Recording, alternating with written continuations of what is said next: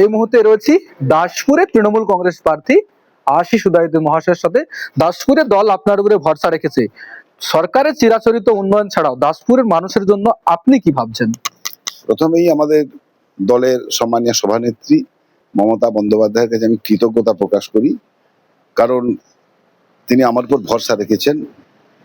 দাসপুরের মানুষের আমি যাতে পরিষেবা ঠিকঠাক প্রদান করতে পারি, সেই হিসেবে একজন সৈনিক হিসেবে তিনি আমার উপর আস্থা রেখেছেন। তো প্রথমেই বলে নিই, দাসপুর তো চিরকালই জলে ভাসে। এখানে যে জন্মায়, অভিশাপ নিয়ে জন্মায়, যেন এখানে জন্মানোই তার পাপ। কারণ প্রতি বছর বর্ষায় জলে ভাসবে এই এলাকা। আবার বর্ষা যখন শেষ হবে তখন দেখা যাবে যে এই এলাকার মানুষের খাদ্যাভাব দেখা দেবে, কারণ বর্ষার পরে যদি বর্ষায় চাষই না হয় তাই ঘটতো। যে কারণে এই এলাকার মানুষরা একসময় তারা চাষের উপর নির্ভর না করে তারা কিন্তু ভারতবর্ষের বাইরে, তারা বাংলার বাইরে গিয়ে তাদের শৈল্পিক নিপুণতা বিক্রি করে তারা কিন্তু বিশ্ব জয় করে এসেছে।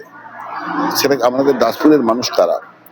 তো আজকে আমাদের বাংলার সম্মানীয় মুখ্যমন্ত্রী মমতা বন্দ্যোপাধ্যায় তার 15 বছরের কার্যকালে এই এলাকার ব্যাপক পরিমাণে তিনি উন্নয়ন করেছেন। প্রত্যেকেই জানে দিদির এই যে উন্নয়নের কর্মকাণ্ড, এটা সারা ভারতবর্ষের মোট যে 28টি অঙ্গরাজ্য আছে এবং 7টি কেন্দ্রশাসিত অঞ্চল আছে, সবচেয়ে দিদি সেরা। এটা গোটা আমাদের বাংলার মানুষ জানে, এটা আমার জেলার মানুষ জানে, আমার এই দাসপুরের মানুষ জানে।